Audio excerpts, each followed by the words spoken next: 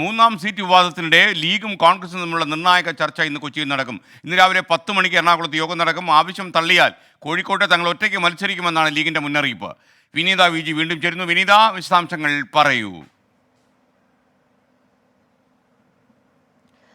SKN സൂചിപ്പിച്ചതുപോലെ തന്നെ ഇന്ന് രാവിലെ 10 മണിക്കാണ് ചർച്ച നടക്കുക. ഈ തെരഞ്ഞെടുപ്പ് കാലത്തുള്ളൊരു നിർണായകമായിട്ടുള്ളൊരു ചർച്ച തന്നെയാണ് ഇന്ന് കോൺഗ്രസിന്റെയും ലീഗിന്റേതും. നേരത്തെ ആദ്യഘട്ടത്തിൽ ഇന്ന് ഒരു മുന്നണി ചർച്ചയൊക്കെ നടത്താമെന്നായിരുന്നു തീരുമാനമുണ്ടായിരുന്നത്. പക്ഷേ ആ ചർച്ചയിൽ നിന്ന് ഈ സീറ്റ് സംബന്ധിച്ച കാര്യത്തിൽ തീരുമാനമായില്ല എങ്കിൽ ഒരു പക്ഷേ ലീഗ് ചർച്ചയിൽ നിന്ന് മാറി നിന്നേക്കുമെന്നുള്ള ചില സൂചനകൾ വന്നിട്ടുണ്ടായിരുന്നു. അതിനെ തുടർന്നാണ് ആദ്യഘട്ടത്തിൽ ഈ ലീഗുമായി ചർച്ച നടത്തി ഇക്കാര്യത്തിലൊരു അന്തിമ തീരുമാനത്തിലേക്ക് എത്താമെന്ന് കോൺഗ്രസ് തീരുമാനിക്കുന്നത്. ഇതിനെ തുടർന്നാണ് ഇന്ന് കൊച്ചിയിൽ യോഗം വെച്ചിരിക്കുന്നത്. രാവിലെ 10 മണിക്കാണ് യോഗം ചേരുക.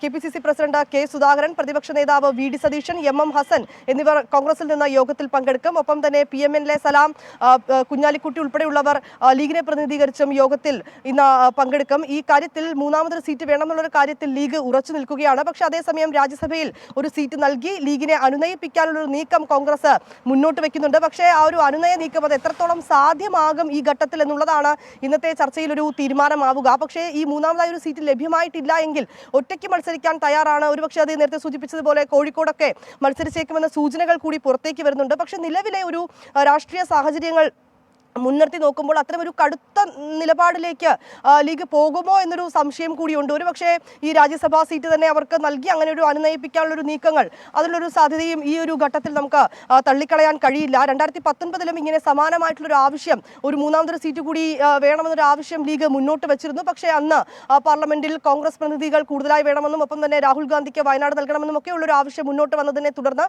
അവർ ആ ചർച്ചകൾക്ക് വിധേയരാവുകയും അതിൽ നിന്ന് മാറുകയും ഒക്കെ ചെയ്തിട്ടുണ്ട്. പക്ഷേ ഇപ്പോഴും വീണ്ടും ഒരു സീറ്റ് ആവശ്യമെന്ന് ഉള്ളതിലൊരു നിലപാടുമായി ലീഗ് മുന്നോട്ട് വന്നിരിക്കുകയാണ്. അതിൽ തന്നെ ഉറച്ചു നിൽക്കുന്നുമുണ്ട്.